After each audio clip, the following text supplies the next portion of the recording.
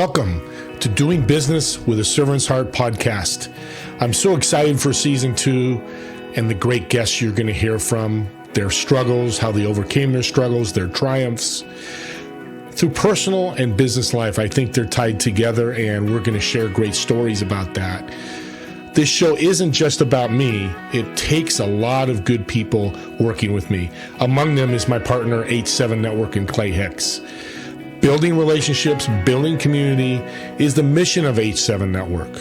They want to create a network of champions where everybody wins.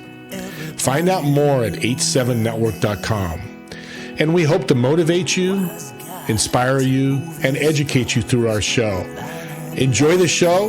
We'll talk to you on the other side.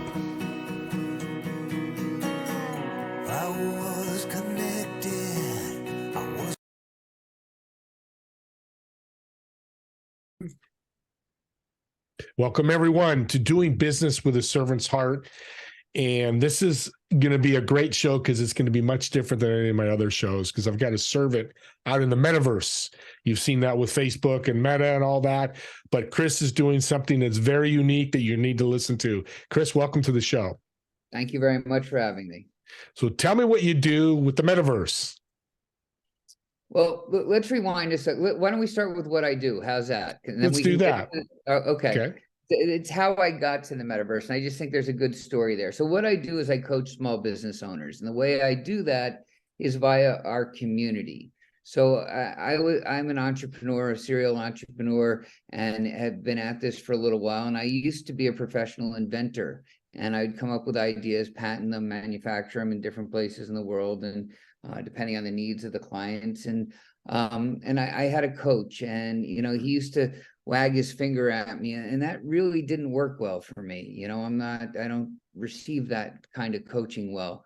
But I did end up joining a group of entrepreneurs and with a monthly meeting, and I really enjoyed that. I enjoyed it so much that I ended up buying the franchise.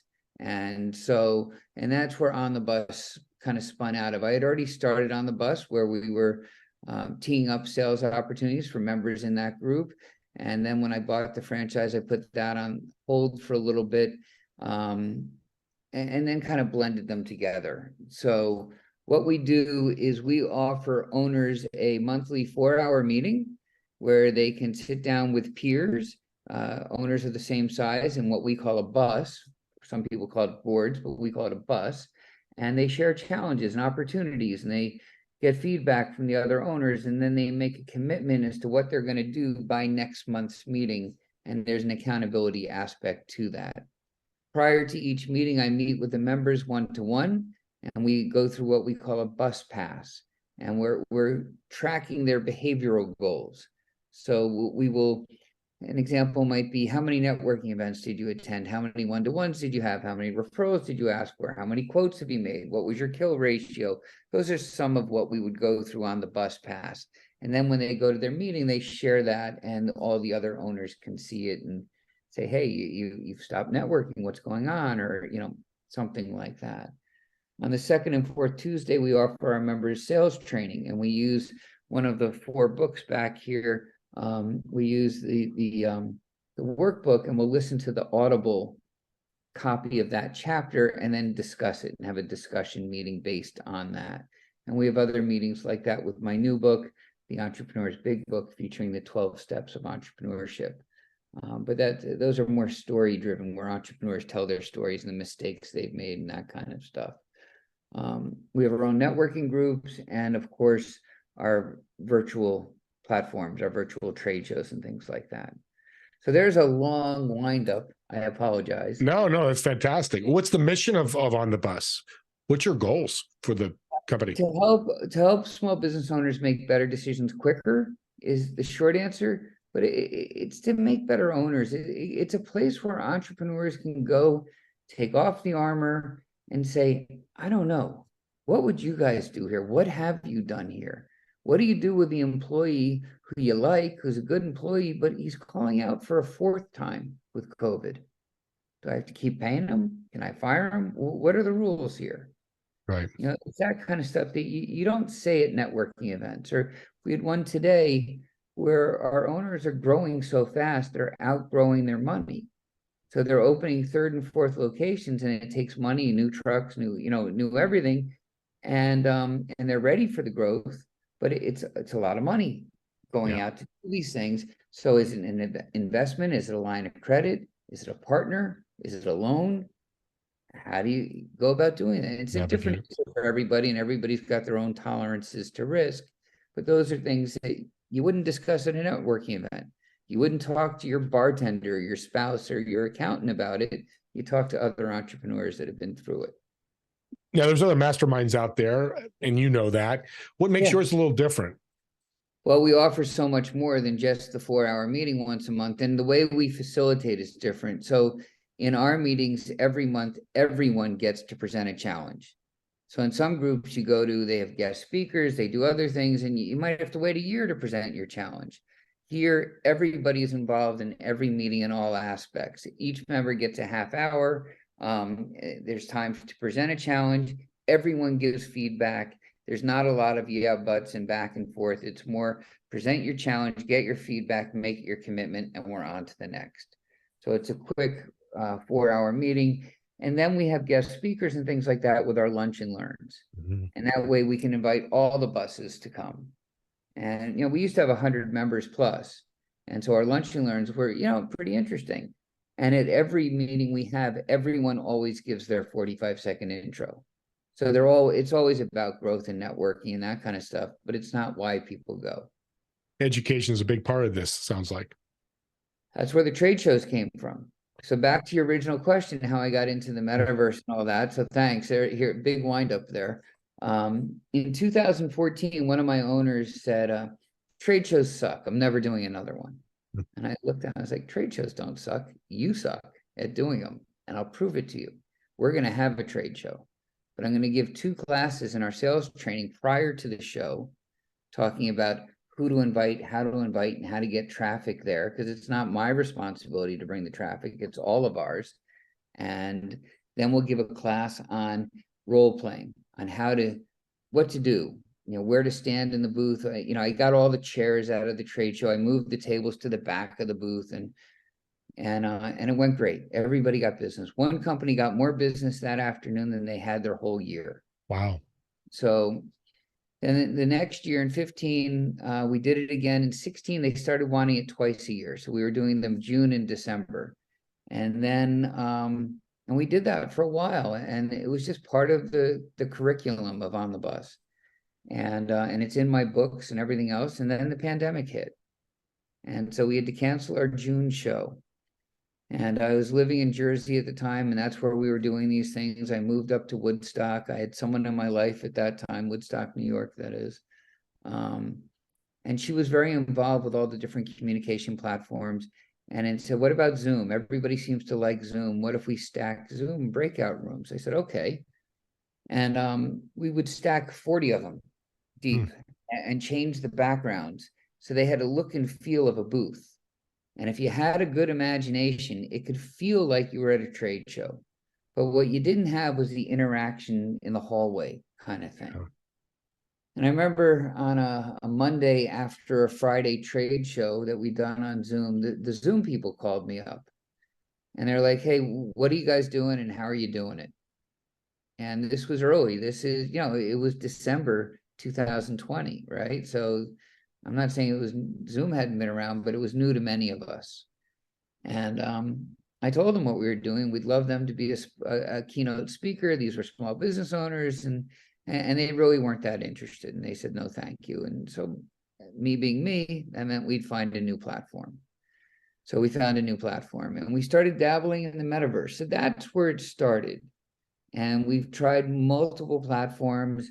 They all have their pluses and minuses. Our biggest problem was in the metaverse, there are things called assets, and assets are the booths, the lights, the things that move, the people. And we would bring a lot of people in a confined area. A 3-hour window, we could have a couple hundred people, and with all the other assets, a web-based platform would crash. And for me, the metaverse isn't what others want to do with goggles and games. And this is commerce, right? And I'll show you our new platform in a second. But this is business. This is real business. It's not a game. I don't think business people are going to wear goggles. I'm not going to wear goggles. How do you do it with glasses? And I don't know. It just there's issues. You're right. Yeah, for me, and I'm not saying anyone's right or wrong. I'm just saying how we do it. For me and my people, it's a link. It needs to be web-based. I don't think a lot of people are going to download apps just to do this stuff. And technology has evolved, and it's evolved very nicely, very quickly with this kind of stuff, where we can do stuff on the app side that's visual and seen on the website. It's made it where our bandwidth is much further. Mm-hmm. So now we have created a city. We just launched a couple weeks ago, and it's interesting. So we launched Lipperville, and I will share that. I'm not saying it's just what we were calling it. It became the name, and Catchy. I think so. And my Yeah. email, the mayor at Lipperville.com. That makes me happy. And I can I share my screen and show it to you? Absolutely, yeah. All right. Audience would love to see it. And walk us through the steps and, guide us through it. Give us a tour. Be a tour on your Lipperville, the city of Lipperville. All right. That didn't work, did it? Hold on. It's started sharing. I'm not seeing, something went wrong. Let's try that again. I apologize. Oh, no worries. Oh, the anticipation for the audience is going to be great. Are we still screen sharing? There it is. Let's try that. Oh, there we go. That's what I had done wrong. Now you can see it, right? Yep. You're great. Okay. So here's Lipperville, a place of peace, love, creativity, and commerce. And I feel pretty strongly about that. No politics and no nonsense. So we can have billboards and advertising, and I'm in what's known as ghost mode, so I can fly. Not everybody will be able to do that. It's more of an editor thing. But let's go down the street. You'll see on the right and the left, we will have retail space. And that's what you're seeing here, some of the outlines of the retail shops. And by this time next week, there will be 4 retailers in. There's Juice Plus, who we're talking to. Mm-hmm. Ultimately, I'd like Best Buy, Staples, AT&T, those types, people who want to reach small business owners. Mm-hmm. Try to go up. Why isn't this? Oh, I know what we're doing. There we go. Okay, so now we can go up. I'll give you a bird's eye view. Yeah. So on the left is our co-working space. So in here, entrepreneurs can rent offices and do whatever they need to do in this space. In the mode I'm in, we can go through buildings, but we'll go over them instead. In the back, we're starting a networking group called VANG on Mondays at 4 o'clock Eastern, 1 o'clock Pacific time. And so we will use this area for VANG in the back, and we can put QR codes and other things up of the presenters and have a wall of fame kind of thing for our regular. And that should be good. And that starts on June 5th. And, the beautiful thing about the metaverse is you kind of make this stuff up as you go, and just do it. And that's our headquarters in there. Here's our trade show floor. And, maybe I'll stop running and we'll get down to walking. So here's the trade show floor from our last show. And this show was done with a company called Frobro. And this is quickly becoming the business that I'll end up going in, is that people can rent our floor and we'll build it for them. And so Frobro was our first tenant, let's call it, and they rented our floor. And it was really our alpha test to see if we could break the metaverse. And the good news is we did not crash. So I was pretty happy about that. I'm in the middle of something. And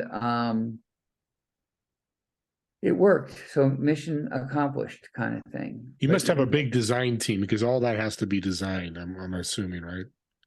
I'll just say thank you. We'll leave it at You that. gotcha. No, it's. I mean, I like the quality and the intricacies and the detail of your trade show. It's pretty good. Well, I didn't build that part, to be honest with you. And yes, we did have a design team and they did a great job. And I Yeah. will show you the upstairs. So we're being optimistic and we have already built the second floor. Oh, So let's go up there real quick. So we don't know where capacity is. So it's kind of more of the same up here, yep. right? So we didn't use the second floor in the last show, but we could. So the exciting thing also is we have a theater. So the key to this, Mm, the revenue model for me, other than people renting space and having booths and is retail. And the key to retail, I think, is traffic. yep. So for traffic, we have created a theater. And we're going to have a golf course and some other stuff. But the theater is what I think will create the most traffic. And this is where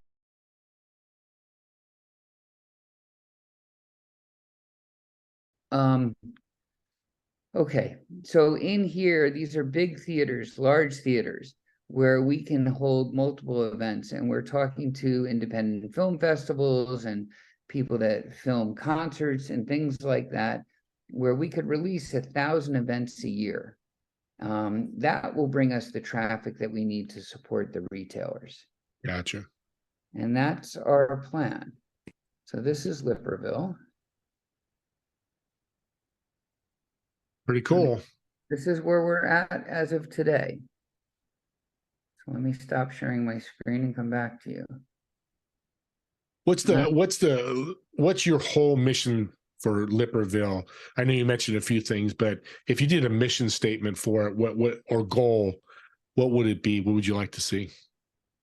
I want a place where small business owners can sell and release their goods. And I want it to be interesting. I want it to be innovative. I want it to be a next dimension of the real world. So I believe this will be the future. I know others have believed it and moved on. I like our approach better. I think that entertainment and commerce is a way to do it. Business is a way to do it. And small business owners aren't going to want to travel and aren't going to want the expenses of opening space, and they still are going to want to sell their products. And I hope to be that fulcrum in the middle, at least for some. So what So would yeah. be your ideal client?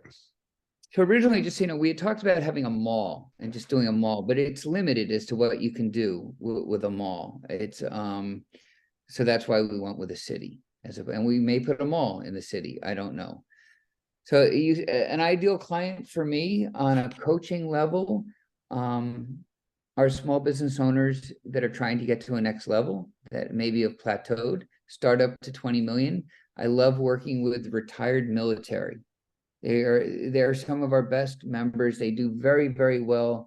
They enjoy having some kind of guardrail. They do well with behavioral goals, and they don't mind being pushed a little bit. So retired military want to start a business, they're golden with us. They do great.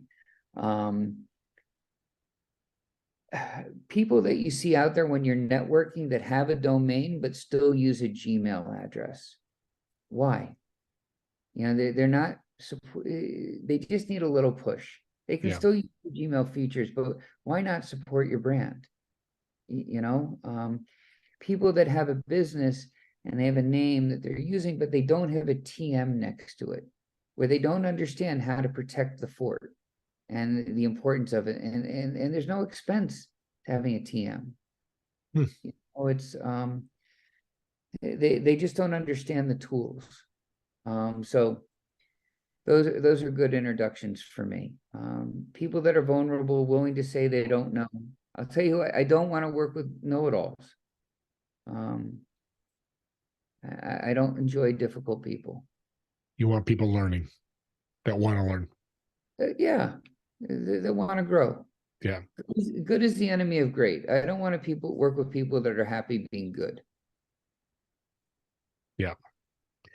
Let's do a shout out how people can reach out there. I'm sure there's small business, medium-sized business people looking at this show or listening to it. How can they reach you? onthebus.biz. So that's our website. That's our main website. You can reach me at Chris at onthebus.biz. Our website's onthebus.biz. Schedule an appointment with me there, or please email me at the mayor at Lipperville.com. That always makes me smile. No, it's a great email. It's one of the best I've ever heard. Well, we're running out of time here. Can you do me a favor? Of course. Can you leave my audience with, you've done a lot. I mean, just in 20, 22 minutes, you've told us a lot you've done. Is there a piece of advice you can give them to help them on their journey? Who's there? To small business owners? Small business, any business owner out there. Yeah. Make sure Monday is your favorite day of the week. If it's not, something's not right, right? The employee looks forward to Friday and the weekend. The owner can't wait for Monday to implement the things they thought of that weekend. If you don't have a group to talk to, get one. It's such a game changer. It's such a motivator. Accountability is huge. And it's not your employees. Find a group and get my book, The Entrepreneur's Big Book, because we talk about that. That's our second step. There's a power in a group that you can tap into.